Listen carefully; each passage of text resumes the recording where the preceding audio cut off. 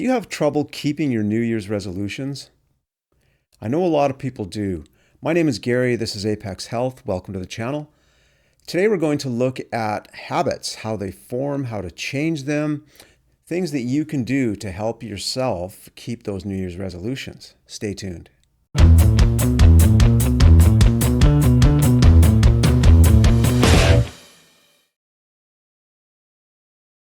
Before we start today, if you'd like to help this information reach more people, please subscribe to the channel and like the video.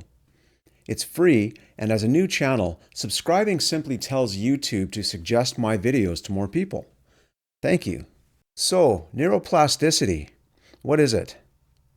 Well, say it's the middle of January, and the holidays are over, you're back to the grind, and those resolutions you made at New Year's seem such a long time ago and just not worth it anymore. Maybe you made it to the gym for a week, but now it's too much effort. Sound familiar? Even when you know what the best choices are, it can be hard to make those choices, and even harder to keep doing it on a regular basis. There seems to be 1,000 miles between desire and action. So why is it so hard to build new habits, even when we know it's in our best interest? Let's take a look at why and what to do about it. It used to be thought that brain function was more or less rigid, pretty much set for life without much you could do to change anything. We now know that this long-held belief is completely wrong, and you can actually build new connections and pathways because of neuroplasticity, the ability of the brain to change over your lifetime. This is great news, because it means that the habits and behaviors that you find detrimental can be altered to improve the quality of life.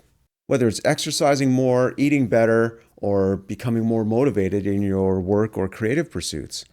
There are areas of the brain that work in concert to create action from our thoughts and wishes. Habits form because of a cycle that causes responses in the basal ganglia, a region of the brain involved in motor control and motor learning, also in emotions, executive functioning, and behaviors. The first thing that happens is that there is a cue that triggers the brain to immediately and automatically search for correlation to a stimulus.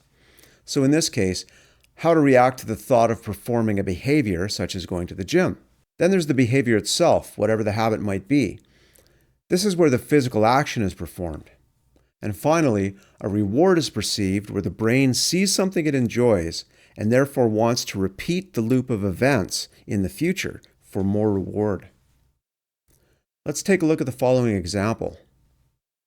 So, you know you should be doing something, say exercising. That's a cue.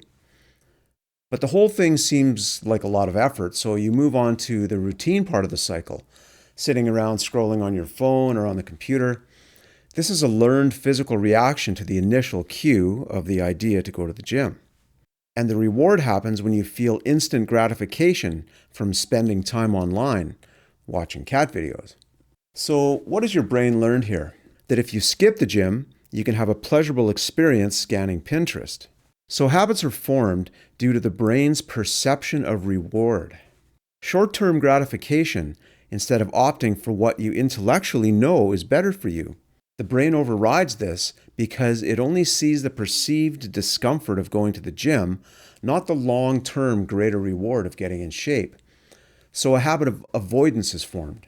It's usually only when we see tangible results that we start to form habits, and it takes time to lose weight or build an investment portfolio or whatever your goal is. The interesting thing though, and this is really powerful, is that it's extremely inspiring when you begin to see those results. Say dropping your first 5 pounds. Now you want to do more.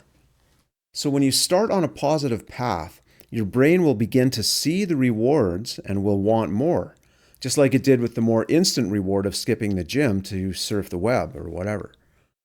So the goal here is to take the first step and realize that there's no shortcut to building better habits.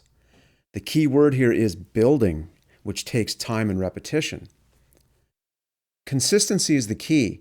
You need to ask yourself whether a certain action or inaction will get you closer to or farther away from your goal. You can use simple techniques like recognizing that procrastination is often a stress response. There's inner conflict between what you want to do in the moment, the instant gratification route, and what you know you need to do, which is reach your actual goal. The stress between these conflicting goals paralyzes you, and the default habit is to take the easy way out because it brings immediate pleasure. So tell yourself no, or come up with another cue that you can use to pull your brain out of that response, and then make the effort to go to the gym for even half an hour, or put $25 in your investment account, or sit down and do 10 minutes of homework, whatever is a baby step towards the ultimate goal. The point here is to break the habit of procrastination and replace it with a positive action, no matter how small. And over time, your brain will develop a new reward pathway that you can follow to reach the long-term goal. So ultimately, your mind really does want to develop new habits that lead to positive change in your life. Otherwise, you'd never make those New Year's resolutions in the first place. Thank you for watching, and be well.